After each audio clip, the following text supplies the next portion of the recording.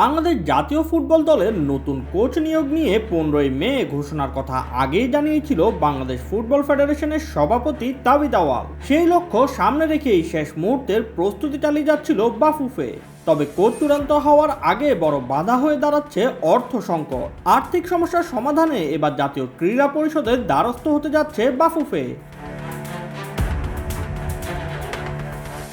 বুধবার বাফুফের জাতীয় দল কমিটির জরুরি অনলাইন সভায় কোনো কোচের নাম চূড়ান্ত করা সম্ভব হয়নি। পরিস্থিতি সামাল দিতে যুব ও ক্রীড়া প্রতিমন্ত্রী আমিনুল হকের সঙ্গে আবারও আলোচনা করার সিদ্ধান্ত নিয়েছেন তাবিথ আউয়াল। তুরস্ক সফর শেষে বৃহস্পতিবার সকালে ঢাকায় ফেরার কথা রয়েছে প্রতিমন্ত্রীর।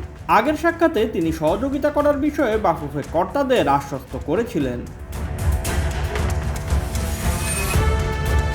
মন্ত্রীর সঙ্গে আলোচনা হলেই সমস্যার সমাধান হয়ে যাবে এমন নিশ্চয়তা নেই। বাফুফের পছন্দের তালিকায় শীর্ষে থাকা সাবেক ওয়েলস কোচ ক্রিস কোলম্যান একজন সহকারী কোচ সহ মাসিক $35,000 বেতন দাবি করেছেন বলে জানাচ্ছে একটি সূত্র। ফুটবল ফেডারেশন সর্বোচ্চ $15,000 থেকে $20,000 পর্যন্ত ব্যয় করতে সক্ষম। বাকি অর্থের যোগান দিতে খুঁজতে হবে ভিন্ন পথ।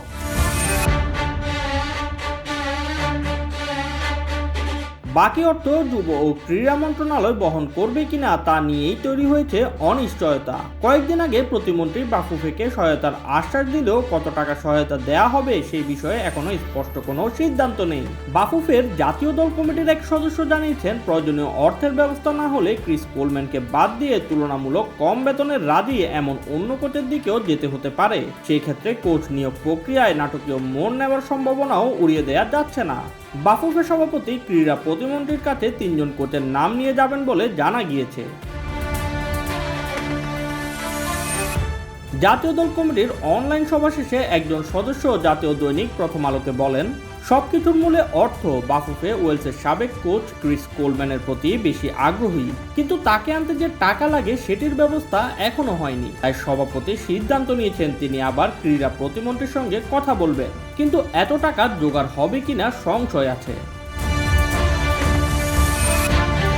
Shoaib Shams, BD sports time.